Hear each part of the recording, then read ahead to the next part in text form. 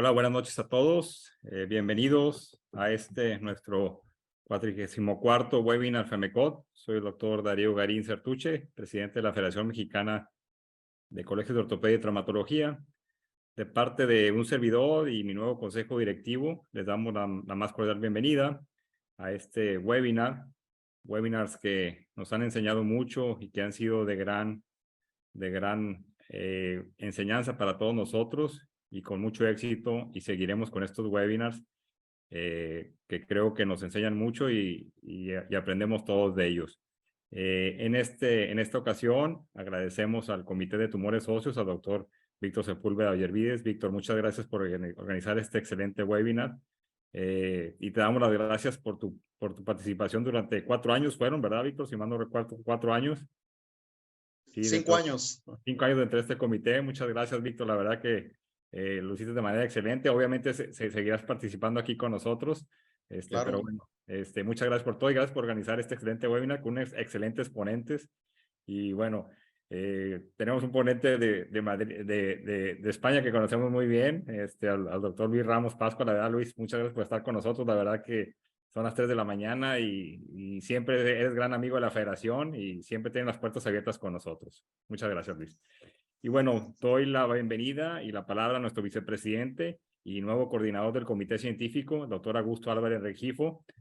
Por favor, doctor Álvarez Rengifo, muchas gracias. Buenas noches a todos. Gracias, doctor Darío, por la presentación.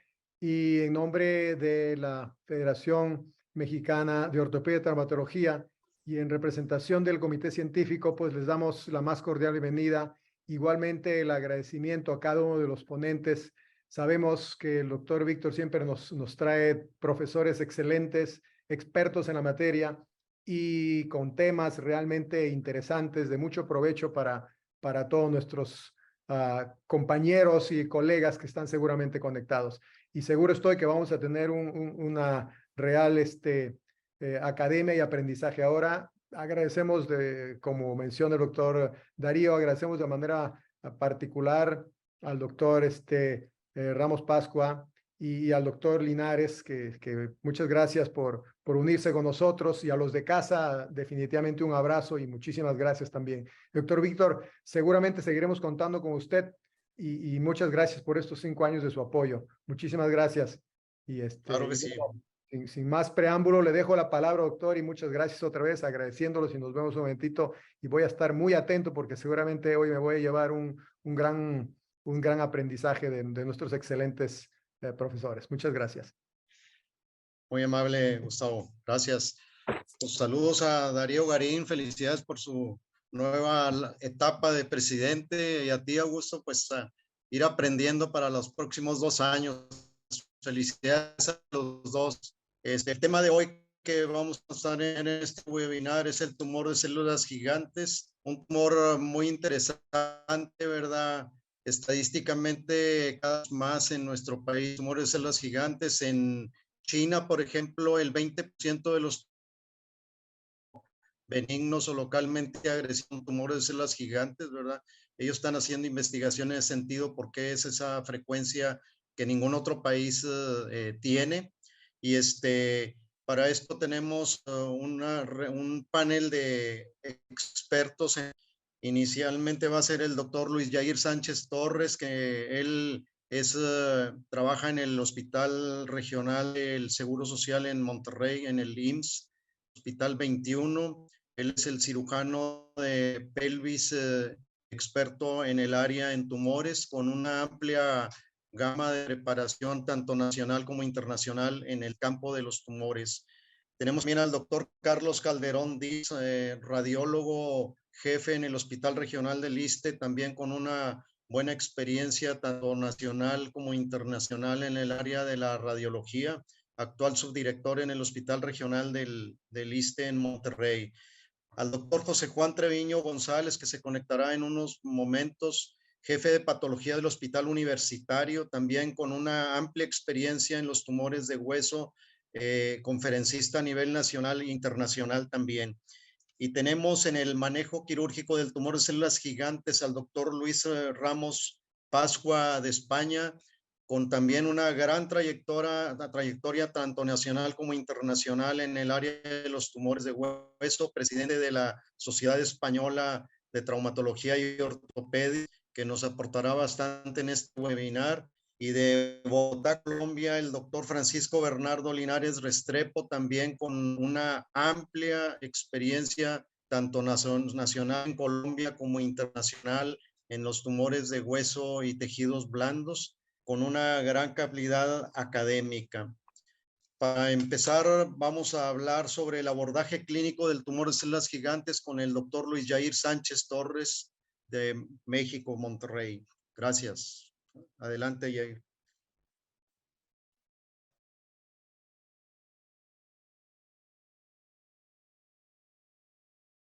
¿Qué tal? Buenas noches. Gracias por la invitación y muchas felicidades al nuevo grupo que va a encabezar a la FEMECOT por los próximos tiempos. Bueno, el día de hoy vamos a platicar un poco acerca del abordaje clínico del tumor de células gigantes. Hace unos días platicábamos en Veracruz que quizá este tumor sea considerado como el príncipe de las neoplasias óseas. Y bueno, yo creo que hay suficientes elementos para que en realidad sea así. Actualmente la Organización Mundial de la Salud ha definido al tumor óseo de células gigantes como una neoplasia ósea localmente agresiva que rara vez metastatiza, que está compuesta de células neoplásicas estromales mononucleadas de apariencia monótona, mezclada con macrófagos y células gigantes que semejan osteoclastos, y menciona que un pequeño subconjunto de casos son malignos. Esta es la definición más reciente. Sin embargo, para los fines de la plática, a mí me gustaría recordar o desmenuzar un poco la definición de dicha neoplasia que en el 99 hizo Mario Campanacci y que dice que es un tumor intramedular con predilección específica por edad y localización, compuesto por células mononucleares y células gigantes multinucleadas que semejan osteoclastos y que presentan un patrón de crecimiento variable e impredecible. Existe para cualquier neoplasia ósea un ejercicio que todos debemos de realizar, tratando de llegar primeramente a un diagnóstico de presunción y finalmente, a manos del patólogo, pues llegar al diagnóstico definitivo. Esto se le conoce como triángulo de Jaffe, en base a algo que escribió él mismo en 1958 y que pues, realmente ha ido cobrando fuerza a lo largo del tiempo y que ahora lo consideramos un pilar fundamental en ese ejercicio de ir generando un diagnóstico de presunción en base a todo el aspecto clínico del paciente, todo el aspecto radiológico, compararlo con los hallazgos del patólogo y finalmente llegar al diagnóstico definitivo. Para el propósito de la plática les comentaba, vamos a ir desmenuzando la definición que les di de Mario Campanacci. Él menciona una predilección específica por edad. El grupo etario en el cual más frecuentemente se presenta el tumor óseo de células gigantes, bueno, pues es aproximadamente entre la tercera y cuarta década de la vida. ¿Sí? Sin embargo, tenemos casos que superan esta etapa de la vida y también tenemos un buen número de casos, creo yo que cada vez es más frecuente encontrarlos en personas más jóvenes, ¿sí? Y a veces aquí nos lleva un poquito de problema. ¿Por qué? Porque realmente a esas edades no lo esperamos y pues realmente a veces lo confundimos con alguna neoplasia, principalmente ahí la prima hermana que pudiera ser el quistioso neurismático. Tiene también predilección por localización. El tumor de células gigantes es mucho más frecuente en 3 sitios. Primero, el fémur distal. Sí, yo creo que es uno de los lugares donde más frecuentemente lo encontramos, seguido muy de cerca de la tibia proximal. Ambos obviamente son parte de la rodilla y en la práctica clínica pues nosotros encontramos que buena parte de los pacientes con tumores de células gigantes se presentan aquí alrededor de esta articulación. Y en tercer sitio tenemos a lesiones en el radio distal, ¿sí? Aquí vamos a hacer una mención. Estas 3 localizaciones y algunas otras que vamos a ver, se presentan en la zona metaepifisial, es decir, en la zona subcondral de los huesos largos principalmente, pero realmente, aparte de estas 3 localizaciones clásicas, características del tumor de células gigantes, podemos encontrarlo en algunos otros sitios como el peroné proximal. Digo, hay una buena casuística de casos de tumores de células gigantes en esta localización, ¿sí? Otro sitio es el húmero proximal. En este caso me gustaría que pusieran un poquito de atención, por eso le puse por ahí un asterisco. Otro caso de tumor de células gigantes de húmero proximal. La zona del fémur proximal también es una zona frecuente, obviamente no con la frecuencia de los 3 primeros, pero también es una zona, otro caso muy parecido. El sacro es otra zona que en el pasado nos daba muchos dolores de cabeza. Ahorita pues ya no sé si nos da menos o nos sigue dando los mismos, pero ha cambiado su manejo. Eso seguramente lo vamos a ver más tarde, ¿sí? Y pues definitivamente hay que pasar al siguiente punto a analizar, que presenta un patrón de crecimiento variable e impredecible. ¿Qué queremos decir con esto? Si hay tumores de células gigantes, como este caso en el cual nosotros alcanzamos a ver que es un tumor muy pequeño, que es un tumor que incluso en sus márgenes tiene algo de esclerosis, y que obviamente esto nos habla de que es una neoplasia que ha ido creciendo muy lentamente, y que obviamente la sintomatología va a ser mínima seguramente. También tenemos casos como este, misma localización, con un patrón de crecimiento más agresivo. Los límites de la lesión ya no están tan bien definidos. Vemos que ya el hueso empieza a deformarse y con unas zonas ahí cada vez más rarefactas de tejido óseo que probablemente nos estén ya empezando a dar señales de invasión hacia los tejidos blandos, ¿sí? El tiempo no es el mismo caso, son casos diferentes, pero si ustedes se fijan, aquí ya se hace muy marcado un comportamiento diferente en ambos. O situaciones como esta última, en el cual vemos un tumor de dimensiones muy grandes, que vemos que existe un patrón de crecimiento muchísimo más rápido, muchísimo más agresivo, y obviamente también ese patrón tenemos que tomarlo en cuenta al momento de elegir la mejor alternativa terapéutica. Les decía yo al principio que se fijaran en esta imagen, porque dentro del aspecto clínico tenemos que considerar esta situación. Este tumor de células gigantes del húmero proximal, que a simple vista se ve muy inocente, ¿sí? Regresó algún tiempo después con estas imágenes, ¿sí? Un fenómeno que afortunadamente se presenta poco, pero habitualmente lo hace en pacientes que han sido tratados en más de una ocasión, y que es la malignización, ¿sí? Se tuvo que llevar a quimioterapia no adyuvante, se determinó en la biopsia que era un osteosarcoma secundario a tumores de células gigantes, se llevó a neoadyuvancia, se hizo la resección amplia, y pues realmente aquí una imagen cortesía de la doctora Magdalena Chávez Reina, que es la jefa del departamento de patología de nuestro hospital, en el cual pues se confirma que evidentemente se trata de un osteosarcoma secundario a esta neoplasia, que aparentemente se veía muy inocente de inicio. También les dije que pusieran atención en este caso, que bueno, si bien ya se ve una neoplasia bastante agresiva, ¿sí?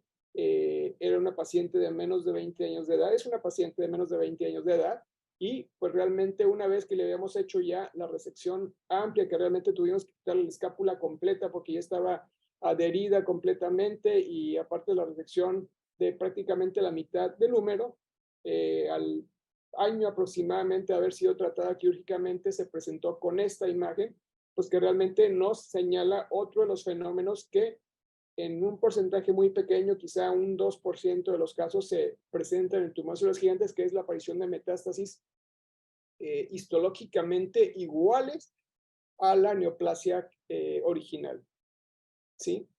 ¿Cuáles son las manifestaciones clínicas? Y vuelvo a insistir en este punto. pueden ser tumores de lesiones de muy lento crecimiento o lesiones con un crecimiento muy rápido. Principalmente dolor o disconfort, un aumento progresivo de volumen.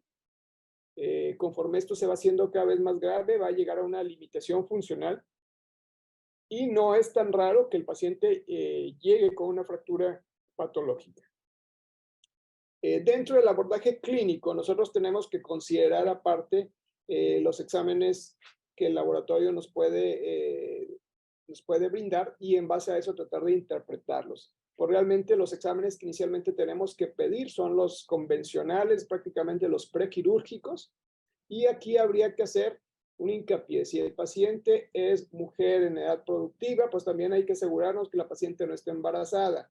¿Cuál es la situación con esto? Pues de que se ha visto que cuando se presentan conjuntamente con embarazo, el tumor tiene un crecimiento mucho más rápido y un patrón más agresivo. ¿Sí? Hasta este año se ha seguido investigando al respecto y pues realmente todavía en este 2022 no se ha logrado encontrar una conexión totalmente convincente del por qué esa situación. Se habla de receptores hormonales, pero pues realmente no se ha llegado a nada claro a ese respecto. Y el otro punto es el hiperparatiroidismo. Obviamente tenemos que conocer cuáles son los niveles séricos de calcio, fósforo de nuestro paciente para poder, de la paratormona también, para poder descartar esta situación, sobre todo cuando se llegase a presentar un cuadro multifocal. ¿Sí? Antes de decir que se trata de un tumor de células gigantes multifocal, tenemos que descartar un hiperparatiroidismo y la principal situación aquí que hay que considerar es que desde el punto de vista histológico, un tumor pardo es exactamente igual que un tumor óseo de células gigantes. Entonces es una situación que hay que considerar dentro del aspecto clínico del paciente. Hasta aquí ese aspecto que es fundamental y que paulatinamente tenemos que ir desmenuzando para finalmente recurrir al aspecto imagenológico y pues para el cual, pues obviamente aquí les pongo yo los mecanismos auxiliares de diagnóstico más comunes y que más información nos pueden brindar, pero bueno, esto ya es, tengo entendido, parte de la siguiente o de la posterior plática con los ponentes invitados. Muchas gracias.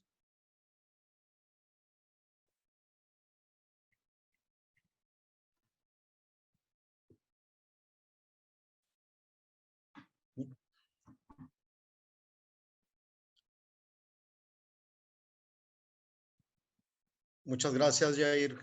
Muy interesante. A continuación tenemos al doctor Carlos Calderón Díaz, médico radiólogo, donde nos hablará sobre el abordaje radiológico del tumor de células gigantes. Bienvenido, Carlos.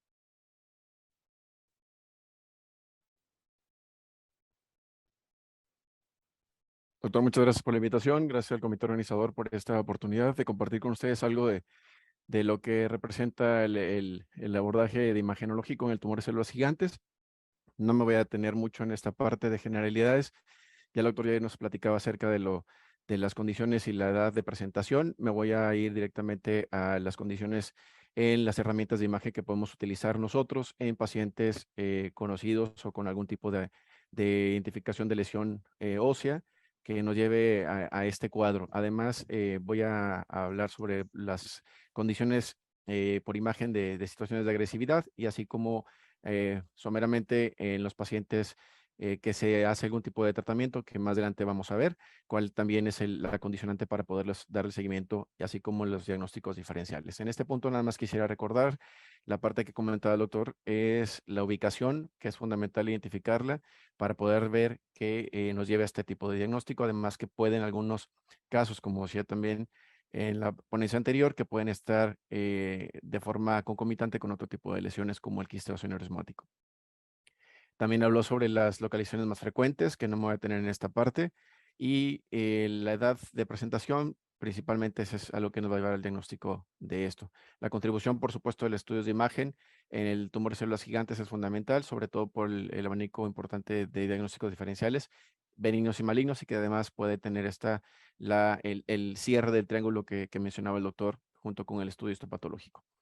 Muy bien, dentro de las apariencias clásicas del estudio del tumor de células gigantes en estudios radiográficos simples, iniciamos por ese tipo de estudios de herramientas de imagen porque son los que contamos de forma inicial y pues este es a lo mejor lo que tenemos todos al alcance o que el paciente acude de forma inicial con un estudio radiográfico simple y nos vamos creciendo cuáles son las herramientas que podemos ir solicitando. Hablamos de una lesión que es netamente lítica con semianalización de la matriz ósea. Como decía el doctor, es una lesión que se ubica en topografía metafisiaria con extensión epifisiaria, subcondral, como le decía, regularmente son márgenes no esclerosos, sin embargo, existen lesiones que tienen un mínimo halo esclerótico y esto habla también, como decía el doctor, respecto de las lesiones benignas. En las proyecciones que le presento a ustedes, son una proyección de rodillas, AP lateral. Vean cómo hay una lesión francamente definida, lítica completamente, con un margen estrecho, pero además que no tiene un borde esclerótico definido. Algunas sobreposiciones de imagen hacen sospechar, hacen pensar que es un borde esclerótico, pero finalmente es una lesión que regularmente no contiene este borde y se comporta prácticamente por imagen como una lesión lítica, quística aparentemente. Es otro paciente masculino de 25 años de edad que también tiene una lesión. Aquí hay una presencia de algunas imágenes heterogéneas en su interior. Sigue siendo una lesión lítica en topografía metafisiaria sin sobrepasar la superficie articular. Aquí es importante señalar que esta heterogeneidad también la van dando pues, la diferencia entre el componente óseo en su interior y que está prevaleciendo. Son pacientes que regularmente acuden por presencia de dolor, sin antecedente de trauma o algún tipo de proceso infeccioso, como para pensar que estuviéramos comprometiendo a este nivel. Otra radiografía en la cual vemos una imagen magnificada a nivel de la pelvis. En la rama esquipúbica vemos como tiene una lesión también, aquí es discretamente expansiva, condiciona una simetría respecto al lado contralateral, pero sigue comportándose como una lesión lítica bastante definida, con un margen estrecho y con un borde que no es esclerótico. Otra imagen similar, aquí es un poquito más de detalle, es un paciente de 40 años de edad que se presentó con dolor en cadera izquierda y vemos cómo se alcanza a ver sutilmente una lesión lítica también, no es expansiva, no tiene un borde esclerótico, prácticamente con un paciente si tuviéramos mayor sobrepeso, podríamos opacificar esa imagen. Esta la vamos a recuperar más adelante con otras herramientas de imagen. Otro paciente, similares características, también se presenta con dolor en cadera izquierda y todos estos pacientes fueron demostrados histopatológicamente como lesiones de tumores de células gigantes. Vemos cómo tiene una deformidad en el fémur proximal izquierdo asociado a una presencia de una imagen lítica que no es expansiva, pero que condiciona una cierta deformidad con un margen bastante estrecho y no tiene un borde esclerótico como tal. Vemos en las tres proyecciones, se presenta en la misma topografía. Es un caso que también vamos a retomar más adelante con unas imágenes de resonancia magnética, pero van como en la posición distal de la tibia, de localización excéntrica, y esa es una de las características también de este tipo de lesiones, que pudiera afectar eventualmente el endostio, que pudiera haber algún adelgazamiento de la cortical, y esto nos llevaría un poco más allá de la lesión de forma inicial, es decir, que pueda tener ya ciertos datos de agresividad y bueno, no sobrepasa la región condral, no hay una invasión a la superficie articular, pero se sigue evidenciando como una lesión lítica, bien definida, de margen estrecho, no esclerótico y que tiene una localización metapifisiaria y además excéntrica. Son las características que podemos documentar. Algunas de ellas, para poderlas evidenciar, vemos en la proyección radiográfica AP, en el fémur distal, una imagen que es completamente lítica, no esclerótica, de mismas características y que alcanzamos a evidenciar otro tipo de comportamiento en estudios seccionales, como en el caso de la tomografía computada. Vemos cómo hay ciertas zonas focales con soluciones de continuidad de la cortical y esto pues nos va orientando a un grado de agresividad mayor. Los márgenes son regularmente muy bien definidos, eventualmente tienden a tener esta característica de adelgazamiento de la cortical y además el ensanchamiento de la zona de transición, y esto nos habla de la progresión hacia la agresividad, además que puede presentarse en pacientes sin antecedente de trauma como una fractura patológica y acudir por la presencia de ese tipo de lesiones, y además que puede asociarse a lesiones ya de partes blandas y eventualmente hasta un tercio de los pacientes podemos ubicarlos con reacción perióstica. Ese es un caso de una radiografía de rodilla en el cual vemos que tiene un comportamiento similar. Sin embargo, aquí hay un componente adicional que es una fractura, es una lesión cortical. Vemos que en la tomografía ya alcanzamos a ver los trazos bastante definidos. Sin embargo, se sigue comportando de forma muy homogénea la imagen, la lesión, como una lesión de tejido blando, una masa.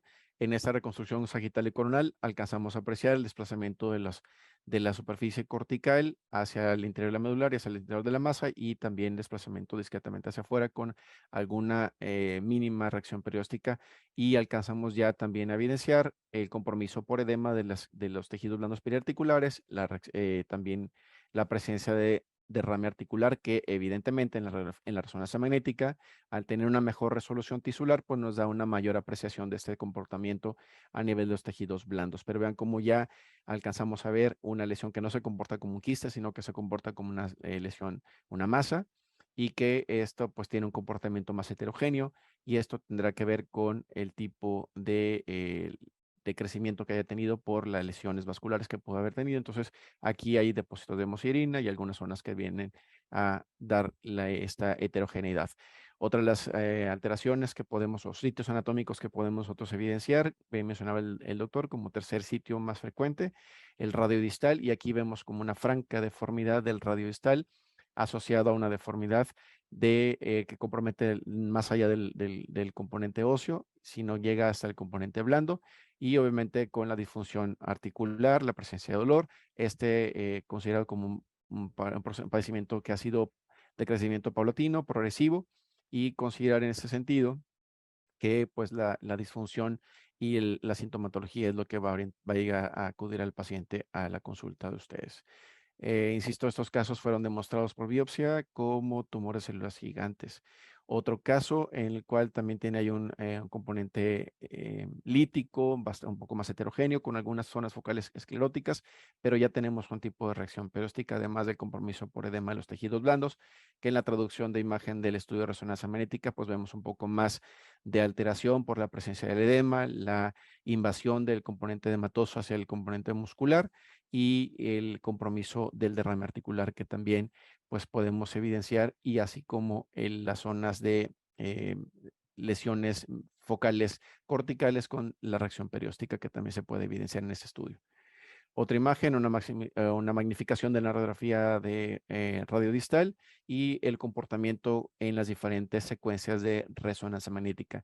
Ahorita vamos a platicar sobre el comportamiento de estas en las secuencias que utilizamos en resonancia magnética. En la secuencia T1 se considera una lesión de comportamiento sólido de baja o intermedia intensidad de señal, y que en la secuencia de T2 suele tener una mayor intensidad de la señal. Sin embargo, esto también tendrá que ver con la presencia o no de zonas de sangrado, zonas de niveles líquido-líquido, hablando en los casos que hay una coexistencia con el quiste aneurysmático, y que en la secuencia con gadolinio, con realce, de forma heterogénea, mínimamente puede tener un realce tenue o tiene patrones de reforzamiento periférico. Estas son varias imágenes que tenemos aquí. La traducción en el estudio de resonancia magnética es para poder evidenciar que tenemos un cierto componente edematoso hacia la medular, que independientemente del comportamiento de la lesión primaria, vemos cómo también repercute sobre el tejido adyacente. Un caso muy similar, aquí en comportamiento no único, no monoquístico, sino de una especie multiloculada, pero que en la fase de resonancia magnética contrastada, en la secuencia de resonancia magnética contrastada, podemos ver un realce de tipo anular o tipo periférico, pero vean cómo además hay un tipo de proceso inflamatorio en el componente blando periférico, además de que probablemente tiene asociada una lesión osocondral ahí por traumatismo que no esté asociada a nivel de la cúpula de la meseta astragalina. Otra imagen que habíamos visto al principio en estudios de radiografía simple, en la representación de resonancia magnética, podemos tener diferencias en el comportamiento con la intensidad de señal, dependiendo de la secuencia que estemos utilizando. Pero vamos, el medio de contraste puede darnos un reflejo de cuando es una masa que está bien definida, pero que también no hay un franco compromiso del tejido blando en el reforzamiento, sino solamente a nivel del tumor, a menos que haya un proceso inflamatorio asociado. Es una imagen que habíamos visto al principio. Este es para poder evidenciar el comportamiento que tenemos en la resonancia magnética y vean cómo este tipo de reforzamiento es un poco más homogéneo que la imagen anterior. Paciente de 20 años de edad que tiene una lesión bastante definida, que tiene sí un compromiso por una reacción perióstica, pero que acude por presencia de dolor sin antecedente de traumatismo, sin antecedente de fiebre, sin antecedente de pérdida de peso, y esto fue identificado como un tumor de células gigantes en estudio histopatológico. Esta es la primera imagen que se había mostrado, la segunda a nivel de la cadera, del fémur inferior, del fémur izquierdo. Vean cómo tiene el comportamiento en diferentes secuencias. No hay niveles líquido-líquido que nos pudieran orientar hacia una lesión concomitante con una quiste óseo aneurysmático, pero en este caso, por el contrario, eventualmente pudieran pasar desapercibidas y como decía la doctora, cada vez hay más sitios que se puedan detectar con este tipo de lesiones, y eso es por los estudios de imagen que podemos nosotros tener. En una magnificación de la proyección AP podemos tener un ensombrecimiento por el gas intestinal. Sin embargo, hay una discreta asimetría en la radiopacidad del sacro. El ala derecha tiene una menor densidad, y en la traducción, en el estudio de tomografía, vemos como sí tiene una masa, está presente una masa que es expansiva, que tiene unos bordes discretamente irregulares, pero no escleróticos, y se asocia francamente a una masa que podemos también evidenciarla en un estudio de resonancia magnética. Sin embargo, esta sí tiene un comportamiento diferente. Vemos los niveles líquido-líquido en esta secuencia que nos traduce la presencia del líquido, y que en la fase contrastada, en la secuencia contrastada, vemos zonas que refuerzan alternando con esta zona semiluna, en forma semiluna, que representan el nivel de líquido-líquido, que no realza, por supuesto. Hay algunos otros hallazgos radiográficos que podemos nosotros seguir, y esto va a estar en relación directa con los pacientes que han sido sometidos a un tratamiento quirúrgico, en los cuales vamos a ver alguna asociación con alguna fractura que esté asociada con una línea de fractura perilesional, o que haya una separación de la fase del cemento con el hueso, o también que podemos evidenciar nueva aparición de otras lesiones o signos de proceso inflamatorio. Aquí es importante también que existen mecanismos y herramientas de imágenes que podemos nosotros utilizar para poder dar el seguimiento. No todo es en estudios de radiografía, sin embargo, también podemos hacer uso de la resonancia magnética, de la tomografía, y esto dependerá también del tipo de terapéutica quirúrgica que se ha empleado, y también si se utilizó relleno, sustituto de hueso, cemento, o una reconstrucción con halo injerto. Entonces, son diferentes tipos de mecanismos de imágenes que podemos utilizar dependiendo de la terapéutica que hayan utilizado, y por eso es importante que una vez que ustedes soliciten el estudio de imagen puedan también decirnos qué tipo de manejo se utilizó para poder pues sugerir la mejor herramienta diagnóstica para que podamos nosotros ver el comportamiento que tiene esta con el resto del tejido que queda ahí. Dentro de los diagnósticos diferenciales, prácticamente la mayor parte están asociados con el grupo etario y también con los márgenes escleróticos, así como la presencia de 2 o más lesiones. Es importante también tener en cuenta las características que van a tener estos pacientes con la historia clínica y los antecedentes, si es un paciente que se presentó con antecedente traumático o no, solamente dolor, pérdida de peso y algunas otras características, además de los sitios anatómicos en los cuales pues no son tan comunes la presentación de este tipo de lesiones, independientemente que en los estudios iniciales tengan un comportamiento similar. En el caso de los quistes óseos aneurysmáticos, pues francamente podemos ver los niveles líquido-líquido que se van a presentar, además que el comportamiento que va a tener con la fase contrastada pues es muy diferente. El encondroma, que también es una lesión que es lítica, es monoquística, que se presenta en huesos más pequeños, pues la simple anatomía pudiera darnos un indicio de que se refiere a otro tipo de lesión, además de los grupos etarios en que se puede presentar, como el caso del fibroma nosificante, que es una localización un poco más diaficiaria, y estos son, a pesar de que tengan un comportamiento excéntrico, con pobre compromiso cortical, pues también es una lesión lítica, que tiene unas imágenes tipo septadas en su interior, y esta pudiera dar una idea errónea, pero la topografía pues prácticamente nos va a dar el indicio de la lesión, así como otras que pues también tienen el origen epifisiario inicialmente y que no comprometen el resto del componente óseo. Entonces, estos son de los hallazgos que podemos nosotros seguir, además de las lesiones que son estrictamente asociadas a una lesión primaria, como en este caso hablamos de una lesión que sí tiene un comportamiento lítico, es excéntrico, epifisiario, pero que en la traducción de la resonancia magnética tiene un comportamiento muy diferente, con un contorno más festoneado, un contorno más irregular, de algunas formas espiculadas, y que en las fases contrastadas da una especie estelar en su interior.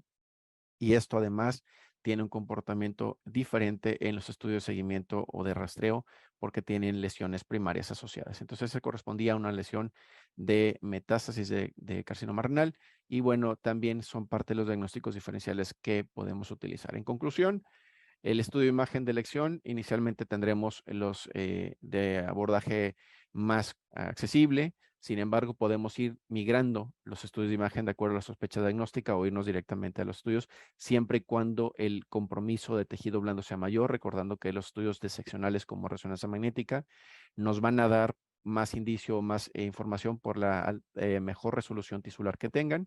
Y bueno, tenemos también PET-CT, PET-RM, que también nos van a dar este tipo de ventajas, porque son estudios anatómicos, pero también funcionales, y esto pues nos va a ir orientando de otra forma sobre la orientación, el diagnóstico del que estemos buscando. Pero sin duda, cerrar el triángulo que mencionaba el doctor en un principio: el análisis clínico, el estudio radiológico y por supuesto el estudio histopatológico, que más adelante van a hablar, hará la complementación para el diagnóstico de este tipo de pacientes. Entonces, esto es el abordaje radiológico básico, pero un cierto acercamiento a lo que podemos nosotros hacer desde el punto de vista de imagen. Doctor. Gracias, Carlos. Excelente presentación. A continuación tenemos al doctor José Juan Treviño González, que es un gran honor tenerlo. Él es patólogo en el Hospital Universitario de esta ciudad de Monterrey y de varios hospitales. Tiene una gran experiencia. Él es el jefe de patología en el Hospital Universitario. Y es un gran honor tenerte aquí, José Juan. Él nos va a hablar sobre la histología del tumor de células gigantes. Adelante, por favor. Buenas noches, ¿cómo están? Bueno, me infló mucho, doctor, con ser el jefe de patología del Hospital Universitario. Sí me encuentro aquí, pero soy el jefe de patología de la Fiscalía, que está aquí en el Hospital Universitario. Vamos a ver.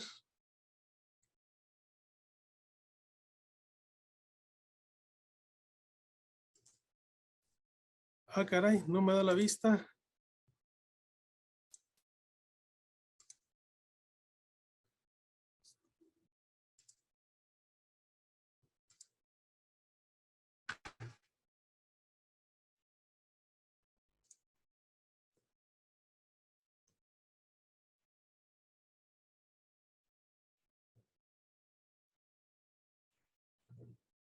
Víctor, si quieres, pasamos al otro ponente y mientras el doctor José Juan arregla su plática.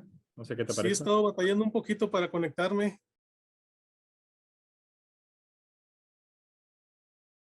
Muy bien. A continuación tenemos al doctor Luis Rafael Ramos Pascua, de España, de Madrid. Estamos en un buen horario para él. Muchas gracias, Luis Rafael, por tu presencia, y nos hablará del manejo quirúrgico del tumor de células gigantes. Adelante, Luis. Muy bien, muchas gracias, Víctor. A ver, voy a hacer la presentación.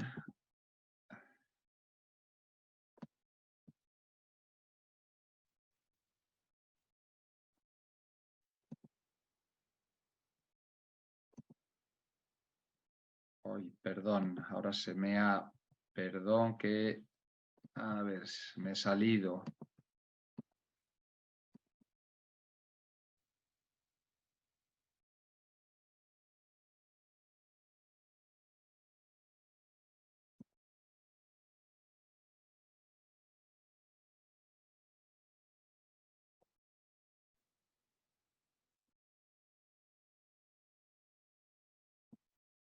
¿Se ve ya? Sí, Víctor.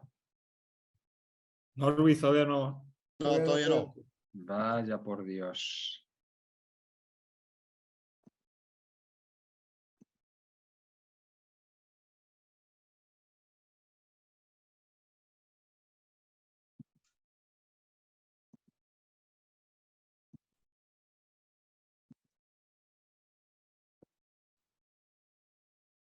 Ahora sí, Luis. Perfecto, ahora sí, Luis. A ver, espera que no la veo yo. ¿Sí la veis vosotros? Sí, pero está una pantalla en blanco nada más. No sé qué le pasa ahora. Lo hemos probado y funcionaba y ahora no sé por qué ha desaparecido. Vamos a ver. Yo creo que ahora sí. Ahora sí, Luis. Perfecto. Vale. Gracias. Bien. Bueno, buenas tardes, buenas noches para los españoles que estén conectados en este momento. Gracias por la invitación. Es un placer estar con vosotros, aunque no sea presencialmente, virtualmente también lo es. Hace apenas 3 semanas, ahí en Veracruz, hablaba del manejo no quirúrgico del tumor de células gigantes óseo. Hoy me toca hablar del manejo quirúrgico que interesa a la mayoría de los tumores, de los pacientes con tumores de células gigantes, a más, diría, del 80% de los pacientes. Excluyendo los casos, casi diría que anecdóticos, que se amputan, los 2 grandes procedimientos quirúrgicos en el tratamiento del tumor de células gigantes son el curetaje, resección intralesional, y la resección en bloque. Curetaje que está indicado en los tumores de células gigantes en estadio 1 y 2 y resección en bloque en los estadios 3 de Campanacci. En cuanto al curetaje, decía resección intralesional, generalmente se realiza con fresa de alta velocidad, es un curetaje agresivo o ampliado del que resulta una cavidad que no siempre es necesario rellenar, sí habitualmente. Cuando es pequeña se podría no rellenar. La mayor parte de las veces decía sí con injerto o con otro sustitutivo óseo.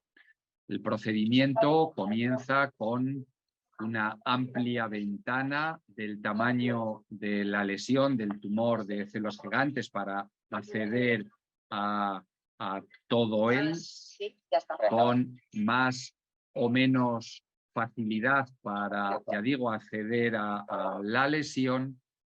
A continuación, realizada la ventana, se realiza un curetaje simple con cucharilla, como se observa en la imagen, al que sigue una resección fresado con fresa de alta velocidad para ampliar el margen de la resección. En este punto habría que hacer una serie de pasos a los que voy a ir dando respuesta a partir de una serie de preguntas que están aquí recogidas. ¿Usamos adyuvantes locales sobre esa cavidad? La respuesta es sí, se puede usar cualquiera de estos adyuvantes. Nosotros empleamos habitualmente el fenol al 90% que mantenemos en la cavidad durante aproximadamente dos minutos, con la intención de que produzca ese efecto químico de ampliación del margen de resección. Después seguiría un lavado, aspiración de la cavidad.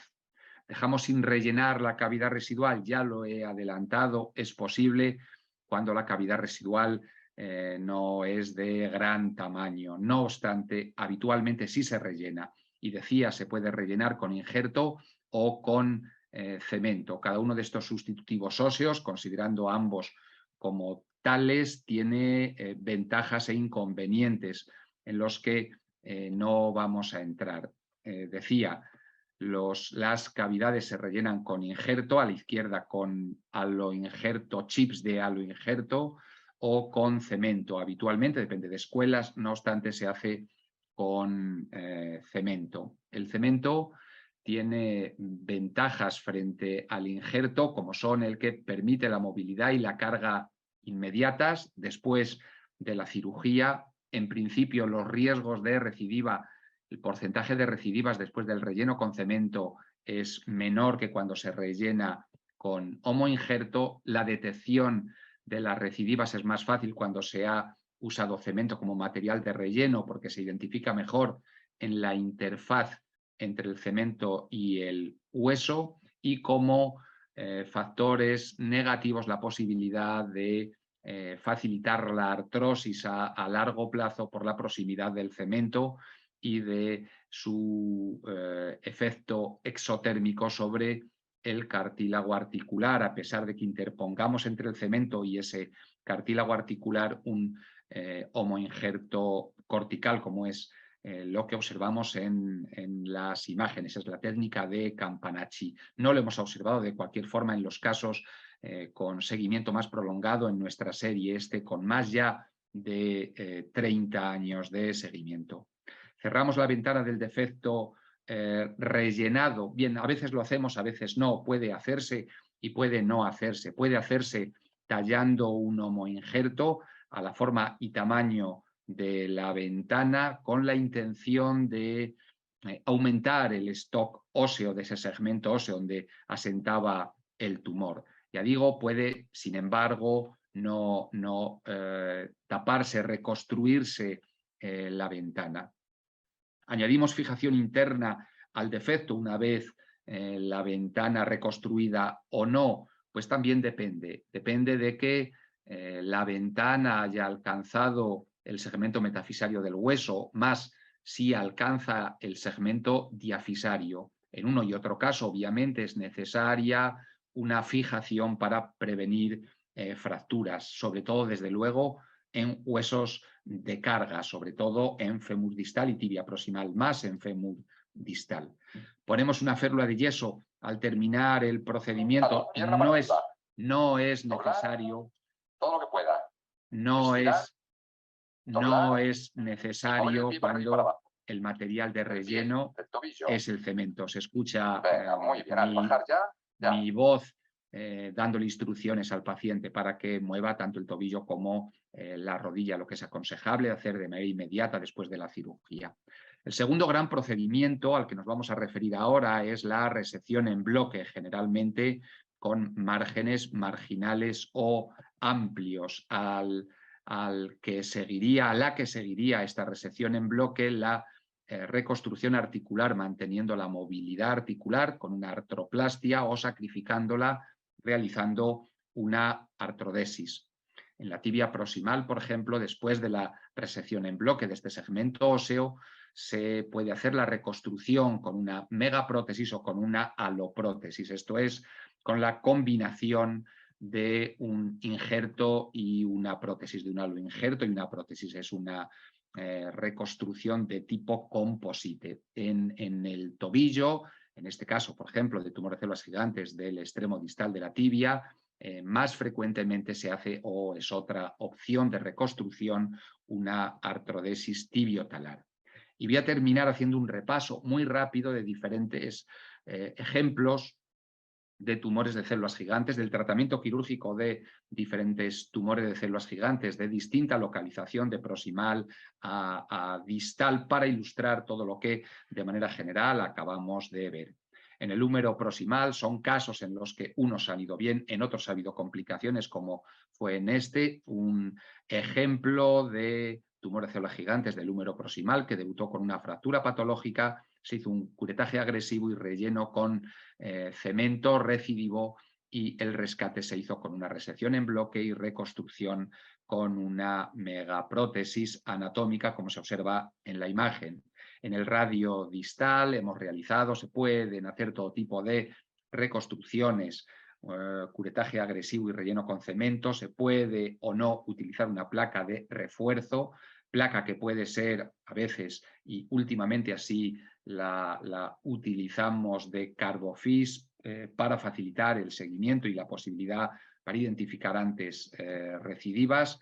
Hemos realizado también, se pueden realizar artrodesis dependiendo del estadio, lógicamente, de la lesión, y reconstrucciones con homoinjertos osteocondrales o con autoinjertos osteocondrales del propio paciente, utilizando como injerto el peroné proximal, generalmente, ipsi o contralateral, como observamos en este ejemplo, que lleva más de 15 años de evolución.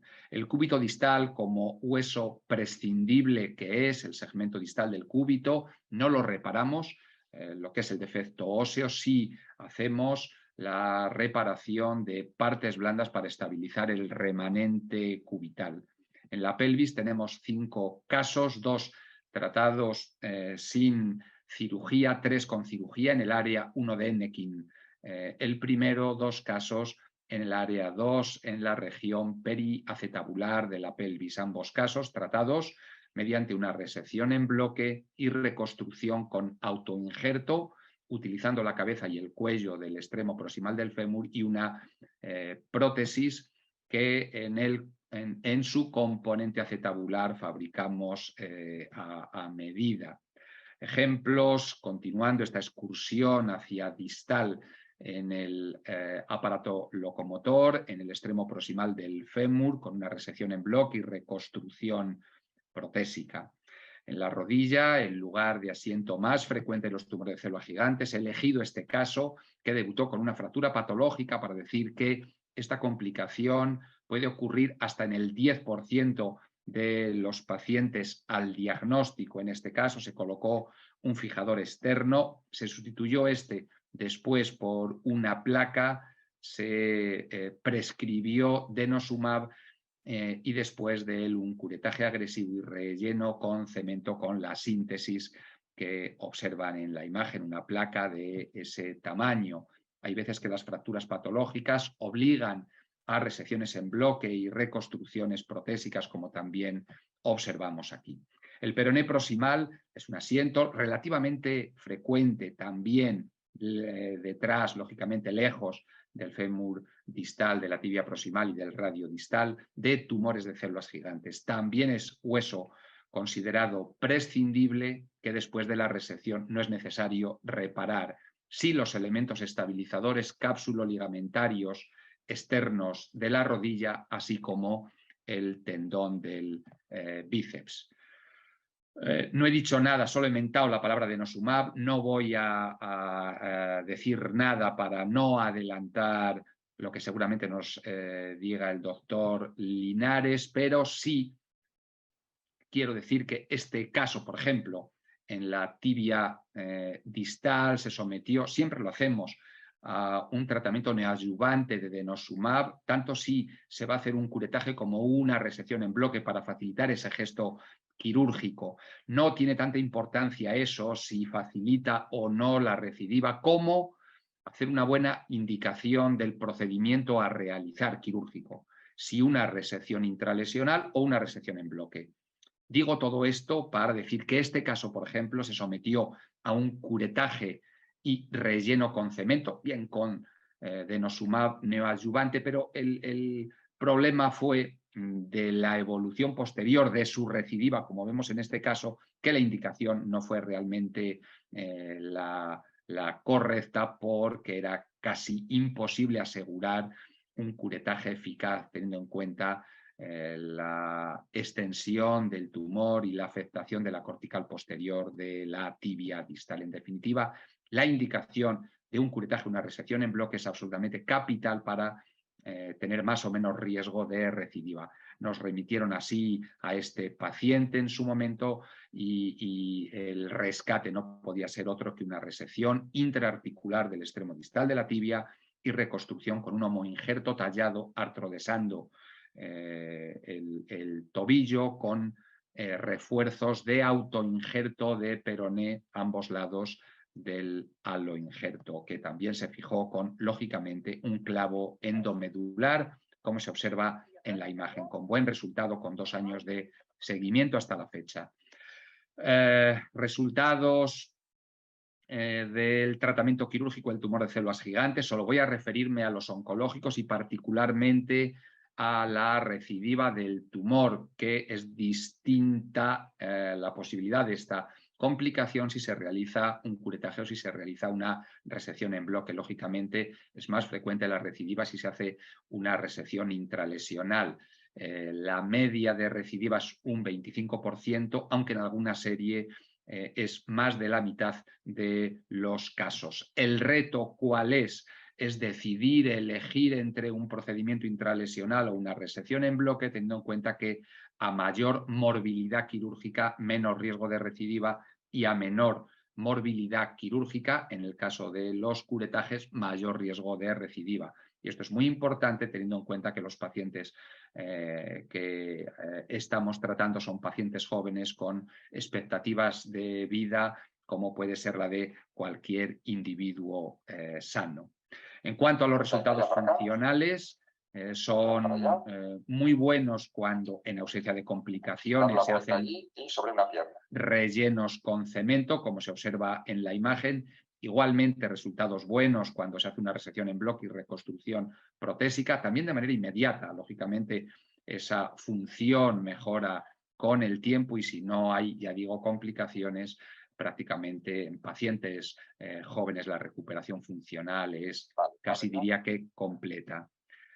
Las complicaciones que derivan del tratamiento quirúrgico del tumor de células gigantes son bien conocidas de todos, fracturas, infecciones, luxaciones. Voy a referirme no a estas, sino a una complicación, unas complicaciones que hemos tenido y que no dejan de ser curiosas, como son las quemaduras que se nos han producido en tres, que produjimos en 3 pacientes por el fenol que utilizamos como adyuvante a la cirugía por extravasación del mismo durante, ya digo, el tratamiento. Afortunadamente, este paciente, por ejemplo, fue debido a que el fenol impregnó las compresas que pusimos para intentar proteger las partes blandas, se impregnaron y quemaron la piel de esta manera. No hubo ninguna complicación más que la quemadura inmediata, pero sí que fue un inconveniente que es importante reseñar. Termino haciendo mía la conclusión de este artículo, de este mismo año, de estos japoneses, y que dice, la leo, que una ventana amplia de la cavidad tumoral y un curetaje meticuloso son las recomendaciones más importantes en el tratamiento del tumor de células gigantes en esta era del denosumab. No obstante, estudios adicionales son necesarios para clarificar este capítulo. Comenzaba con esta diapositiva. Hay lugar para el manejo no quirúrgico del tumor de células gigantes óseo. Decíamos en Veracruz que sí había, menos que para el manejo quirúrgico. En relación con este, obviamente es la indicación princes del tratamiento del tumor de células gigantes, pero hay que tener en cuenta sus dificultades técnicas, las dificultades a veces en la indicación entre un procedimiento intralesional o una resección en bloque y siempre atender también a las posibles complicaciones que pueden derivar de este tratamiento. Muchas gracias por la atención y continuamos, Víctor, con el webinar. Gracias, Luis. Muy amable. Excelente plática. A continuación tenemos de Bogotá, Colombia, al doctor Francisco Bernardo Linares Restrepo, que nos hablará del manejo no quirúrgico del tumor de células gigantes. Muy buenas noches. Hola, Víctor, ¿cómo están? Muchas gracias a todos. Es un placer para mí estar acá. Un saludo desde Colombia en un horario un poquito diferente al que tiene el doctor Ramos, pero con la inmensa satisfacción de estar con ustedes y agradeciéndoles la posibilidad de hablar del tumor de células gigantes que, como decíamos, en Veracruz se convirtió en el príncipe de la ortopedia oncológica.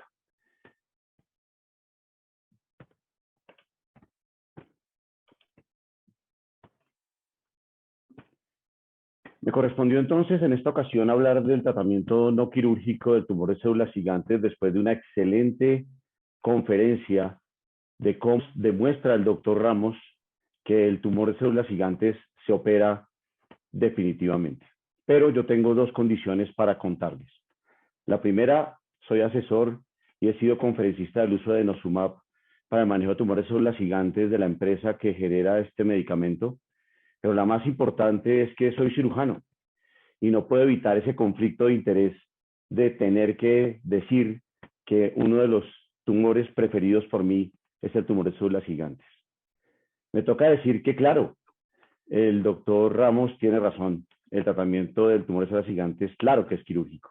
Y ojalá todos los pacientes nos llegaran, como esta paciente mía de 21 años, con claramente un tumor de células gigantes en que en la radiografía y la resonancia ni siquiera pensamos en tomar una biopsia. Sabemos que ese es el diagnóstico en donde hacemos un curetaje juicioso, estamos en un tipo de tumor Campanachi 1-2, podemos rellenarlo con cemento, injertos en la parte articular y las funciones son perfectas. Ojalá todos nuestros pacientes fueran así.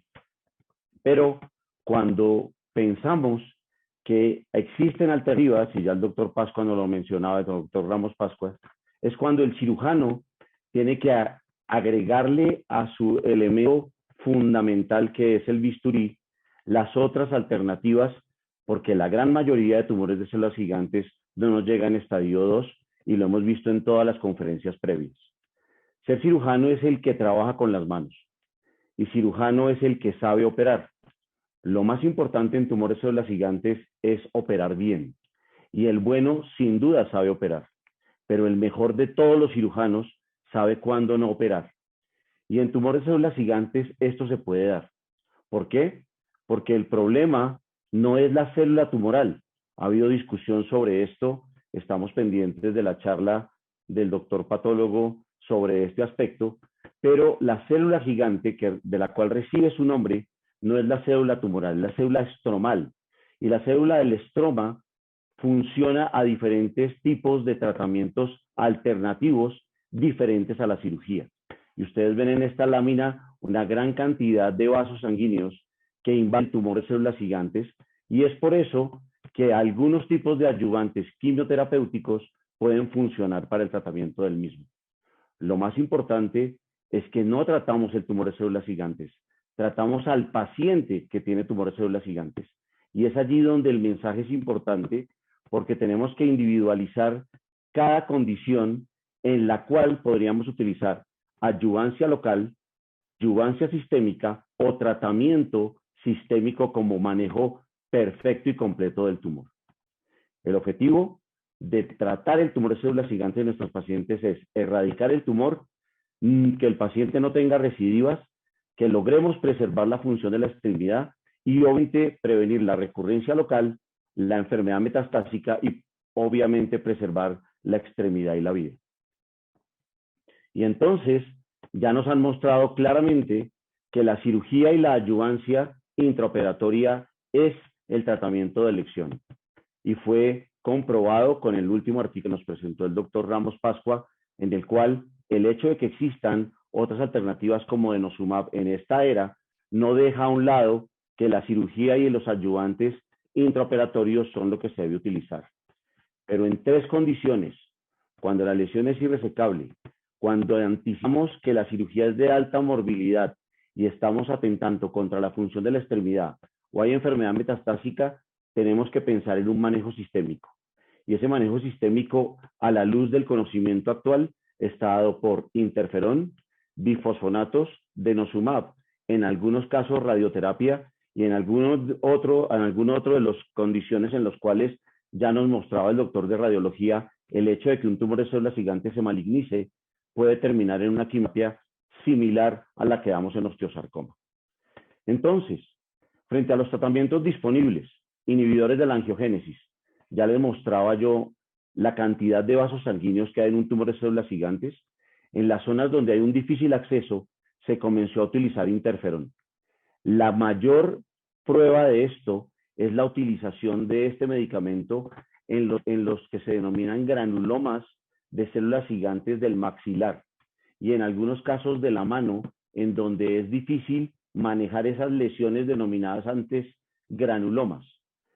En este caso me encontré con este artículo del que fue mi profesor Houston en el MD Anderson, el doctor Alan Jasko, quien hizo el primer reporte grande de la terapia de interferón para el tumor de células gigantes del hueso.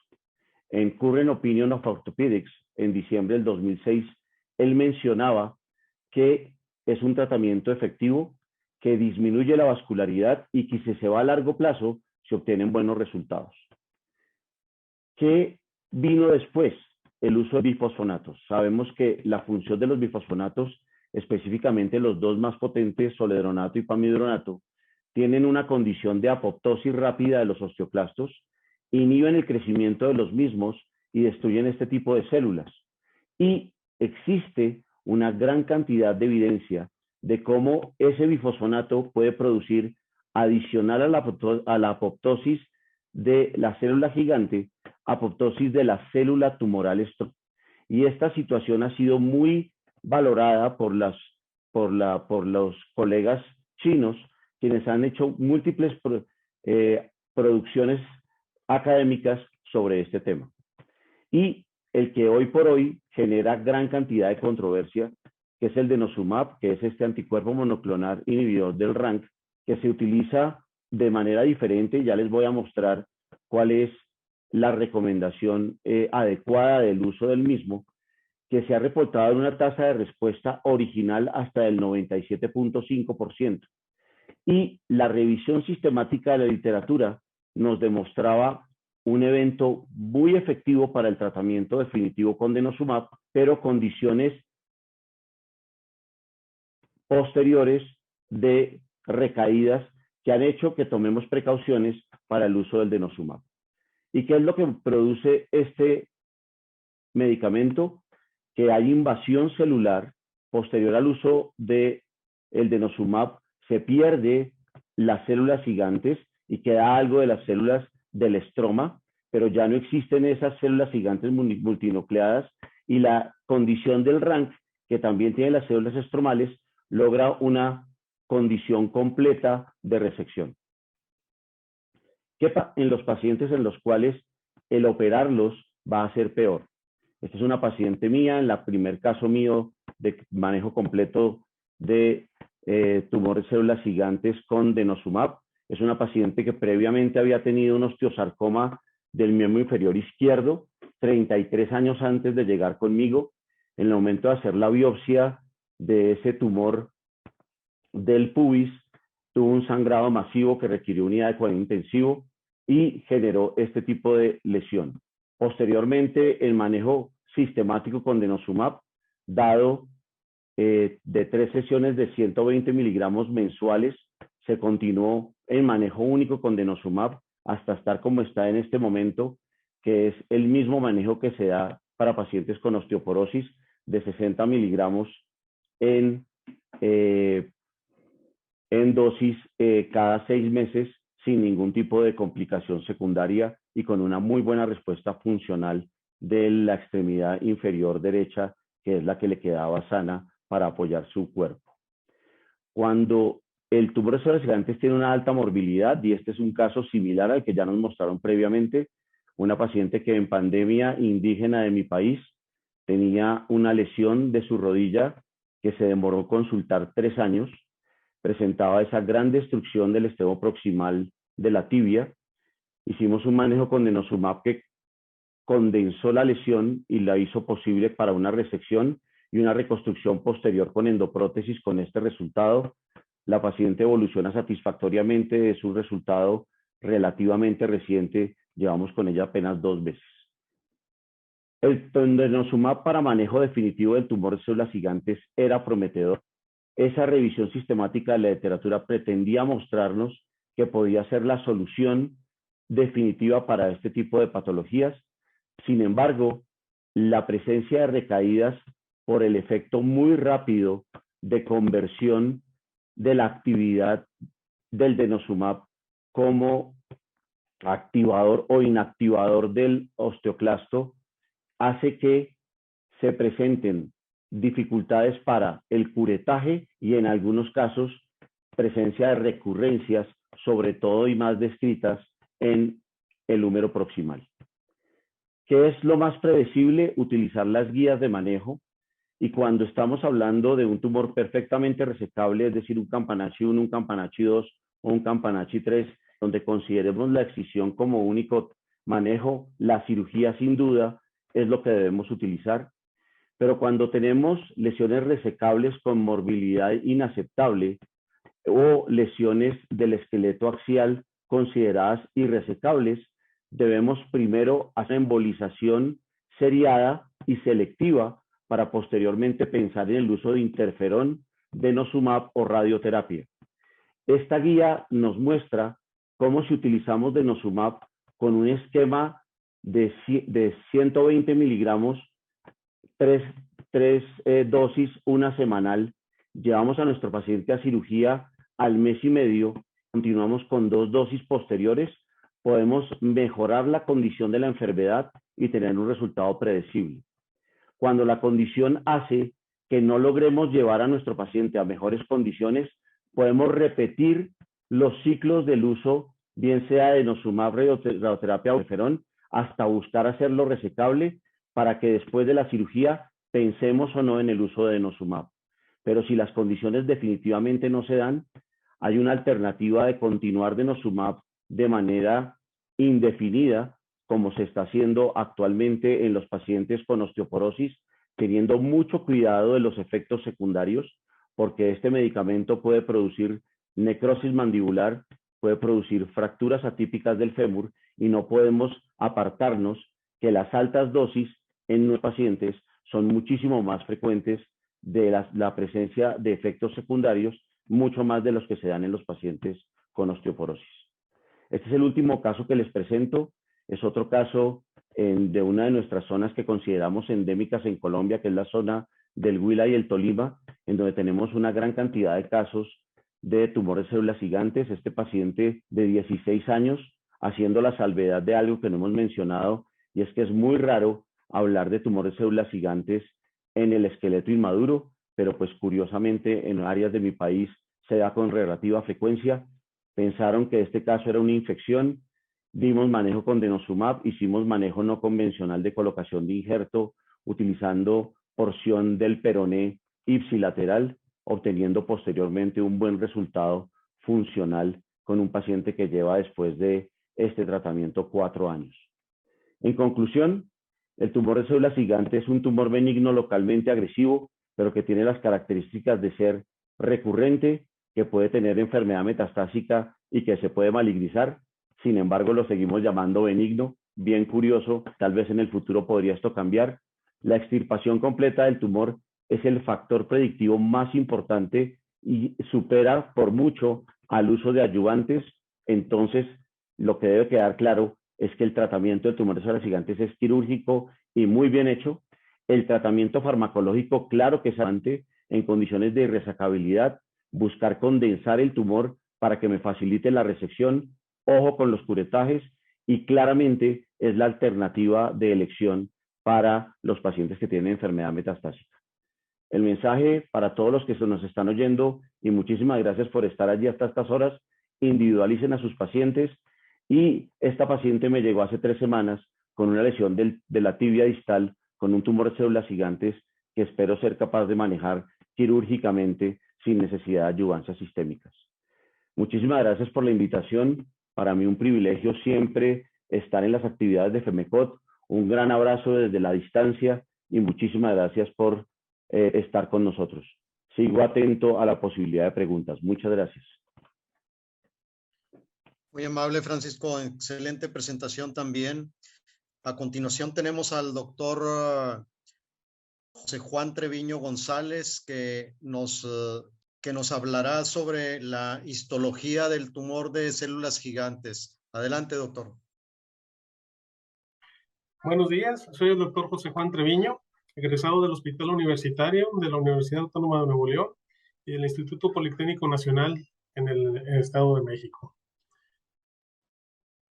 En la plática de hoy vamos a tratar la histología del tumor de células gigantes óseo. Nosotros, ¿cómo lo abordamos? Una técnica que casi ya no se utiliza es la biopsia por aspiración, ya sea con aguja fina o con aguja gruesa. En ambos casos se punciona la lesión ósea y se hace un aspirado. Este aspirado se extiende en las laminillas y va a quedar a manera de una citología. ¿Qué es lo que vamos a observar en esta citología? Desde puro material hemorrágico hasta, si se desprenden células y la citología es de buena calidad, vamos a ver células estromales de forma alargada, fusiforme, de un citoplasma acidófilo, granular, núcleos redondos a ovales con cromatina fina y presencia de nucleolos. Si la muestra se toma del sitio de lesión adecuado, también se pueden desprender células gigantes multinucleadas, los cuales ya nos facilitaría el diagnóstico. En caso de no ser así, pues vamos a necesitar la ayuda de la clínica y de los estudios radiológicos. La otra manera en que observamos este tipo de lesiones es en las biopsias o las resecciones amplias, como en este caso. Vemos aquí la fotografía de la resección de un tumor en un peroné. Vemos que la lesión abarca todo el canal medular y expande y destruye al hueso periférico e invade a los tejidos blandos. Este tumor es de aspecto fibromembranoso con extensas zonas de hemorragia, así como también en la parte central observamos áreas de necrosis. La destrucción del hueso puede ser tal que lo debilita y puede presentar fracturas patológicas. Histológicamente, pues vamos a observar una proliferación fibrohistiocítica. ¿Qué quiere decir esto? Son células alargadas que nos recuerdan a los fibroblastos reactivos de citoplasma acidófilo claro, granular, núcleos redondeados, ovales, con cromatina fina y el nucleolo acidófilo, así como lo vimos ahorita en la citología. En algunos casos, el citoplasma puede ser exuberante y darle un tono claro que nos recuerda más a los histiocitos. Esto es una reacción de tipo janturelomatoso que también es normal. Cuando estas células estromales se empiezan a fusionar, forman células gigantes multinucleadas, las cuales pueden ser de pequeño, mediano o gran tamaño. En promedio son células de mediano tamaño en este tipo de tumores.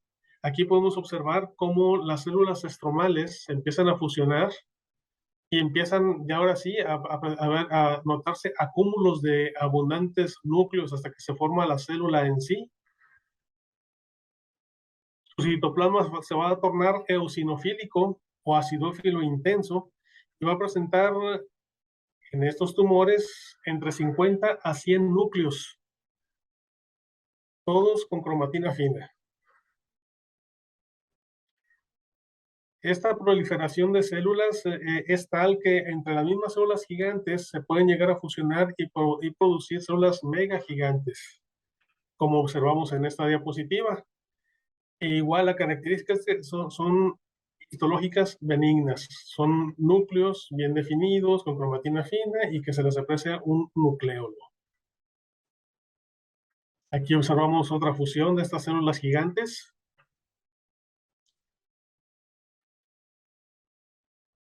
Estos tumores también presentan una moderada vasculatura. Observamos la presencia de vasos sanguíneos, principalmente de luces dilatadas.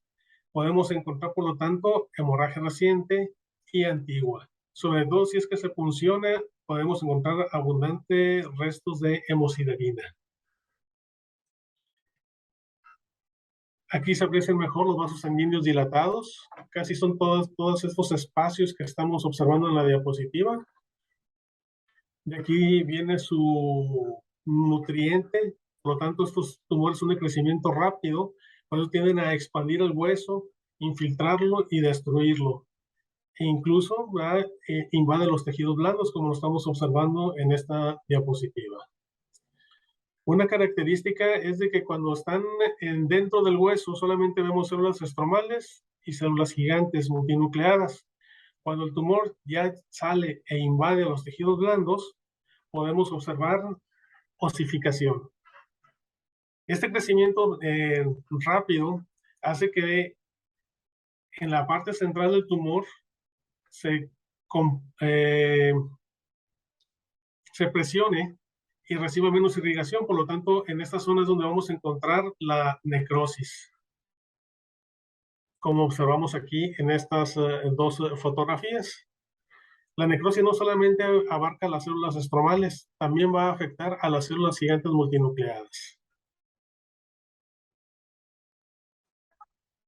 Aquí en esta diapositiva, ya estando fuera el tumor, se sigue observando histológicamente muy similar a como está por dentro, más sin embargo, como digo, vamos a observar zonas de osificación, pero esto ya es en tejidos blandos. En las recidivas también ocurre lo mismo, se va a ver una histología similar y va a haber zonas de osificación. El tumor es benigno histológicamente, mas sin embargo en algunos casos, cuando hay recidivas y por lo tanto hay resecciones nuevamente, puede crear metástasis a distancia, principalmente a pulmón. Aquí en esta fotografía observamos un pulmón y observamos dos nódulos. Nos recuerdan a los granulomas, ¿verdad? Tiene células gigantes multinucleadas. Ya en un acercamiento, pues vemos que son células estromales fibrohistocíticas y de ahí se están formando las células gigantes multinucleadas. En este caso son de dos pacientes que tuvieron una recurrencia a los 5 y a los 10 años, tuvieron su resección y posteriormente sus metástasis a pulmón. También aquí en pulmón o en las metástasis que se llegan a formar, también se ocurre osificación del tejido. Tenemos tinciones especiales que nos pueden ayudar, principalmente el CD68, que es la primer recuadro, que va a teñirnos a las células gigantes multinucleadas. Tenemos también marcadores para el estroma, como es el RANKL. Este solamente va a teñir células del estroma. Y tenemos también el KI67, que este es de proliferación celular. Nos va a decir el comportamiento, ¿verdad? Con cuánta rapidez está creciendo la neoplasia. Hay muchas otras instancias o tumores que también se componen con células gigantes y nos puede llegar a confundir en el diagnóstico. En estas dos fotografías superiores se trata de un quiste óseo aneurismático. Aquí vamos a observar hueso compacto, vamos a ver hacia el lado interno del quiste la presencia de hemorragia y podemos encontrar zonas con una proliferación fibrohistocítica, con células gigantes multinucleadas, mas sin embargo estas son de pequeño tamaño, por lo regular tienen menos de 50 núcleos. Otro tumor, la displasia ósea. En esta, pues, vamos a ver esa proliferación fibrohistocítica. Va a haber células gigantes, pero muy pequeñas, ¿verdad? Multinucleadas. Vamos a decir que son unas células gigantes enanas. Y la característica es de que aquí sí va a haber trabéculas óseas irregulares con osteoclastos reactivos. Tenemos también una variedad de osteosarcoma de células gigantes, mas sin embargo, aquí vamos a observar la formación de material osteoide, que es lo que nos va a ayudar a diferenciarlo. Y las células gigantes también son pequeñas, son células que tienen menos de 50 núcleos. Otra tumor es el condroblastoma. Aquí también vemos esta proliferación fibrohistocítica. Aquí sí hay células gigantes de pequeño y mediano tamaño que nos pueden llegar a confundir, mas sin embargo, en una buena resección, pues vamos a observar la presencia de matriz condroide que nos ayudaría a diferenciarlo. La clínica también es muy importante, los estudios radiológicos, ya que estos tumores afectan sitios específicos de los huesos, así como también afectan más frecuentemente a ciertos huesos. Y eso nos ayudaría a diferenciarlo. ¿Cuándo se nos complicaría el estudio histológico? Bueno, cuando el tumor de células gigantes empiece a presentar datos de atipia, como son hipercromasia y pleomorfismo nuclear, así como la presencia de mitosis atípicas o la formación ya de una matriz osteoide. En este caso, sigue siendo un tumor de células gigantes. Nos va a dar positiva la inmunohistoquímica que ya les comenté hace un momento, pero ya se va a considerar maligno.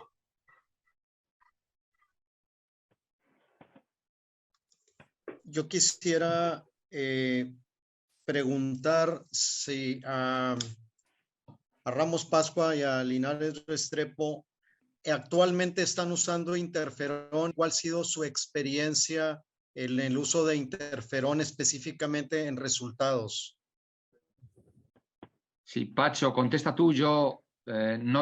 Nosotros no tenemos ninguna experiencia con interferón en el tratamiento del tumor de células gigantes. Pacho. En el grupo nuestro, Víctor y Luis, gracias por la pregunta. lo comenzamos a utilizar en lo que se denominaba granuloma de célula gigante del maxilar.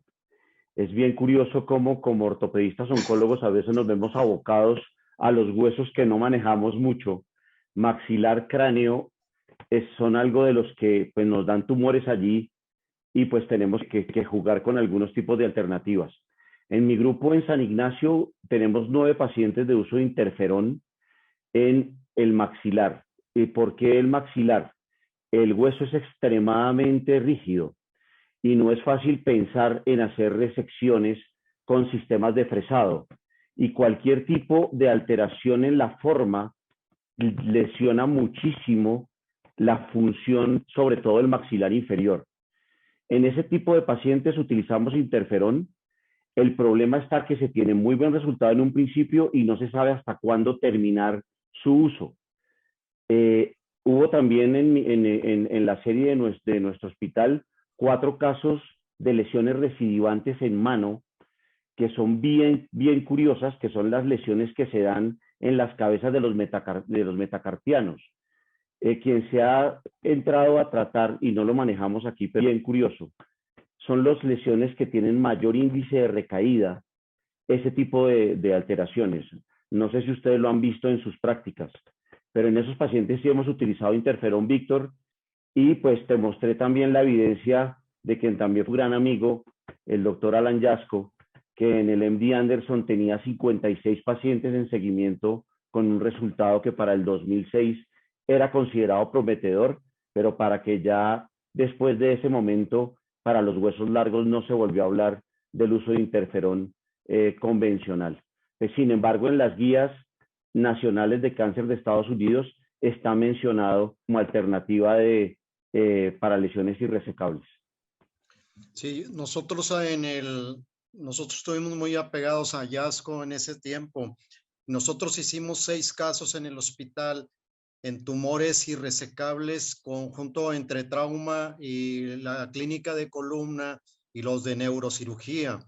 Y eran tumores en la columna vertebral. Inclusive me acuerdo, uno de esos casos era una muchacha embarazada de aquí del norte del país, embarazada con una lesión de columna. Y la verdad, los 6 casos manejados con interferón, que es un producto caro, no es tan fácil manejarlo, se manejó en asociación con oncología y los resultados en los 6 casos fueron muy buenos, realmente nos dejó sorprendidos. Solamente lo usamos en esos casos en situaciones prácticamente irresecables. Eso se publicó en un congreso en Miami en esa época también. Actualmente, una de las preguntas para ustedes es si usan el denosumab, ¿lo usan preoperatorio? ¿En qué casos y en cuánta dosis y en cuántos ciclos?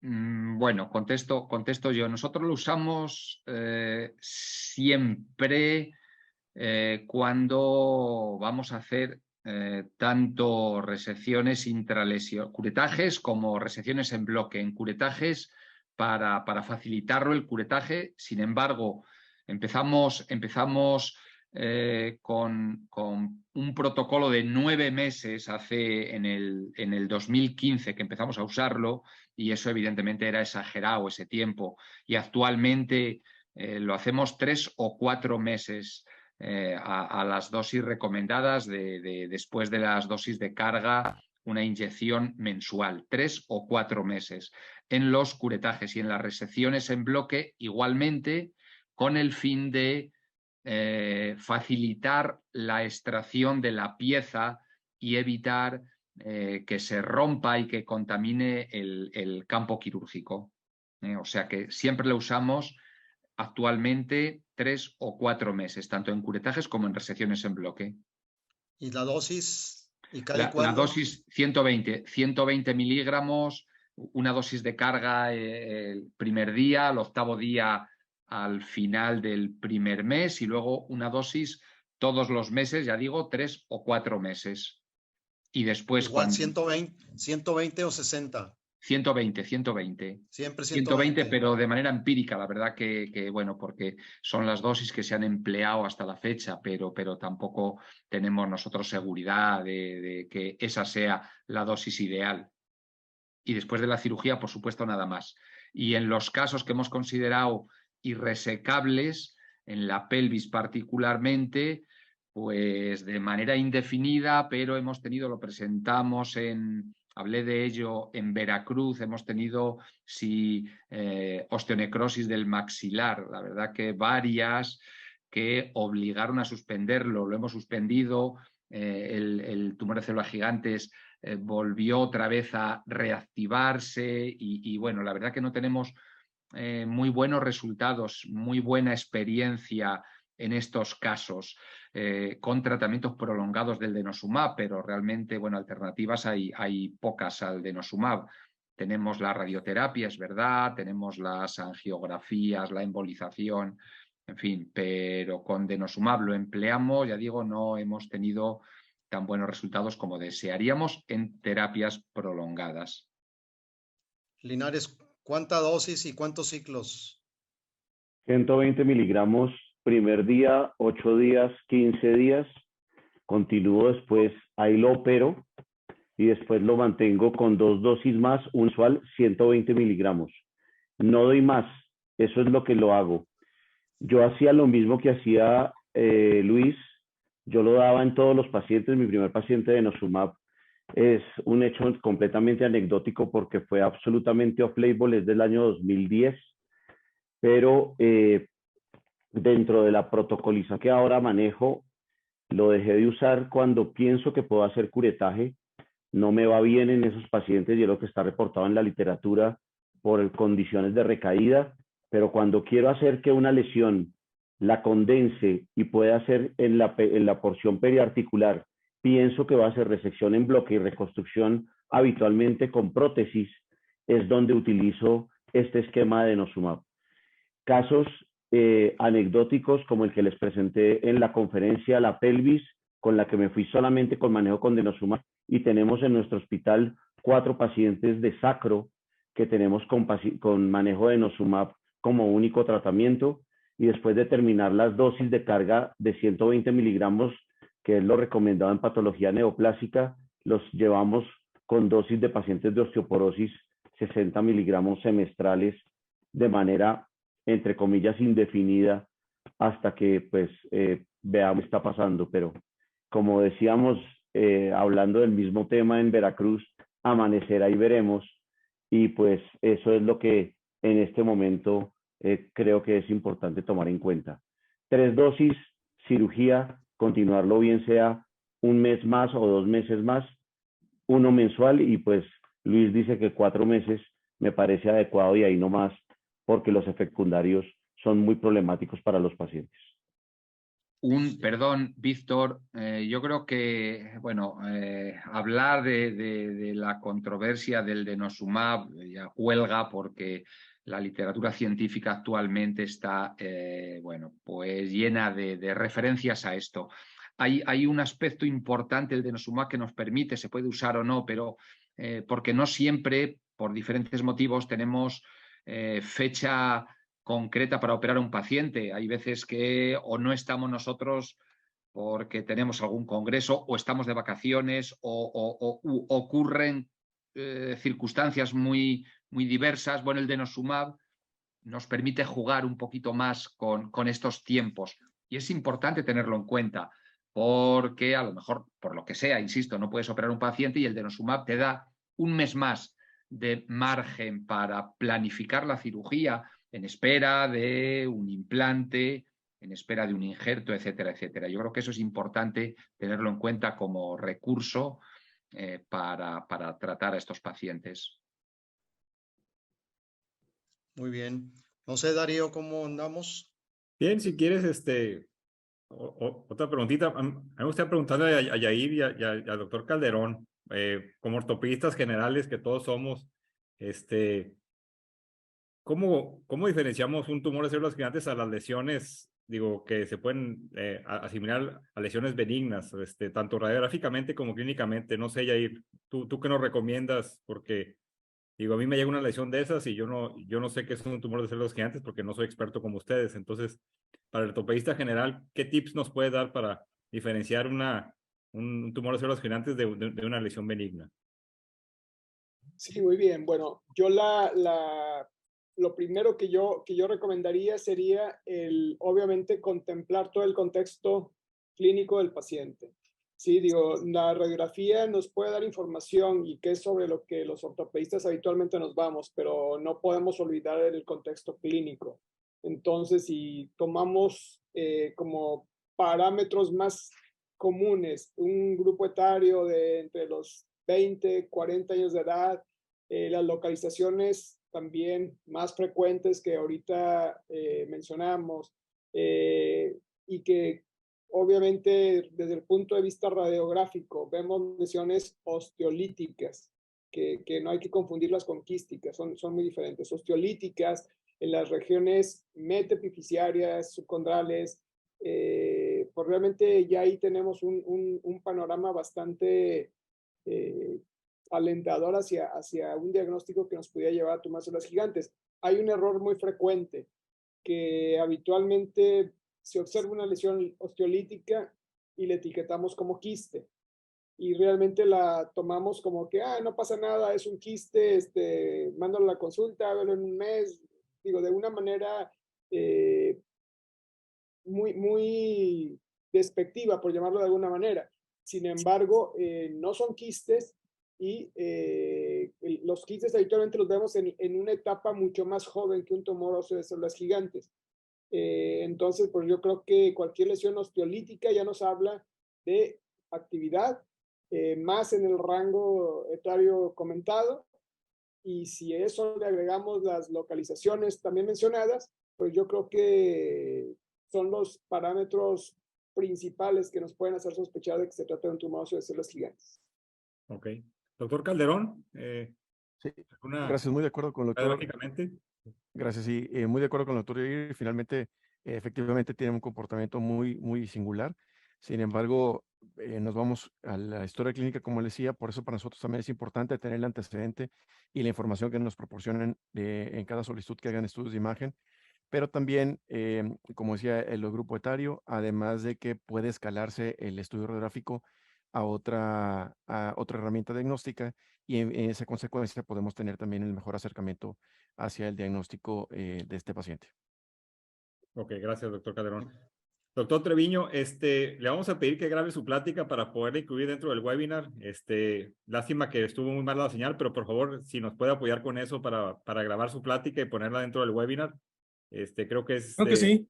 de suma importancia. Y bueno, pues una disculpa por las fallas técnicas, creo que era su internet, pero bueno, grabamos la plática y la incluimos aquí. Muy bien. Y muchas gracias. Bueno, creo que estamos en tiempo. Vamos a dar la palabra al doctor Augusto Álvarez, nuestro vicepresidente y coordinador del comité científico. Por favor, Augusto. Bueno, primeramente, pues muy interesante todo. Felicidades a todos los profesores y muchísimas gracias. En nombre de la Federación y del Comité Científico, pues particularmente a nuestros profesores que se desvelaron. Muchas gracias, doctor Ramos, y también doctor Estrepo, muchísimas gracias. Y lo que les quiero mencionar es también que agradecemos aparte de los profesores, al doctor Víctor, al doctor Darío, por esta disposición de estar siempre preparándonos y seguir estudiando.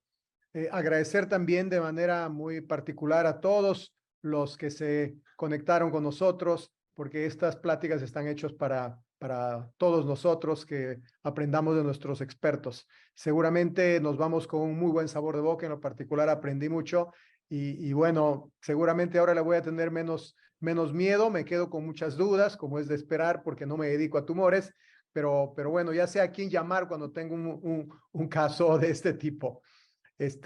Y bueno, mencionarles que seguiremos en esta nueva directiva, en este nuevo comité, impulsando a la academia, la educación continua, e invitándoles seguramente pronto a estar con nosotros otra vez.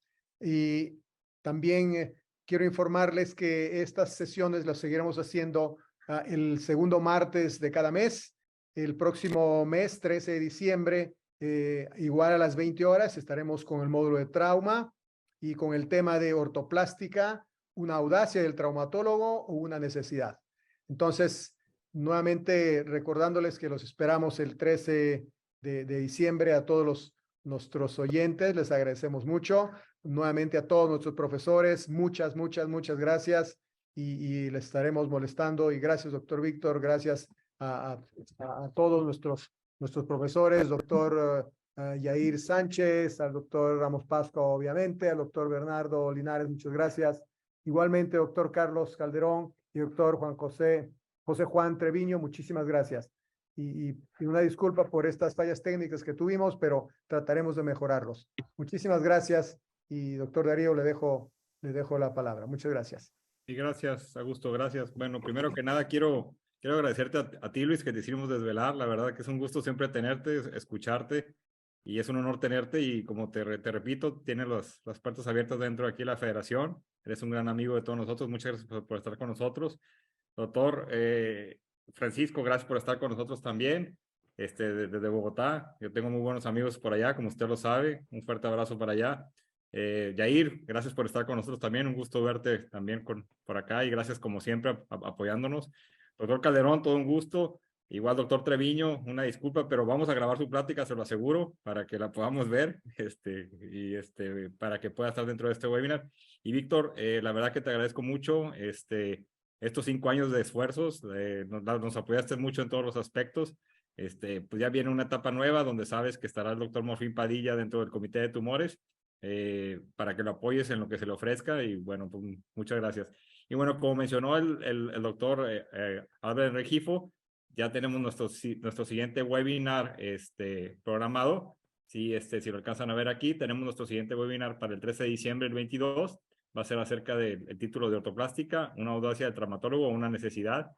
Un tema bastante interesante, controversial, donde el traumatólogo ya se está dedicando a este tipo de cosas. Entonces, creo que va a ser un webinar muy interesante. Y bueno, para el día 22 de noviembre tenemos nuestro 18º webinar Escuela de Residentes, fracturas de pelvis, que va a estar llevado a cabo por el Hospital General del Estado de Sonora, donde tengo grandes amigos. Y bueno, su profesor titular, que es el doctor Juan Pablo Contreras, un gran amigo. Y bueno, los esperamos a todos ustedes.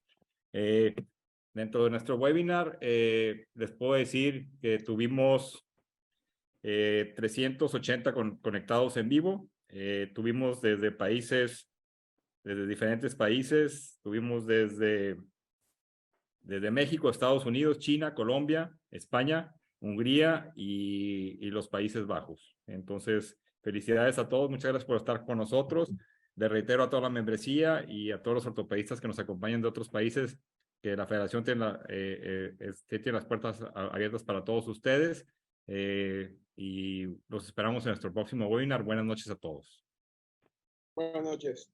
Muchas gracias. Un abrazo para todos. Buenas noches. Muy buenas noches a todos. Muchas gracias. Buenas noches. Gracias por la invitación. Bye.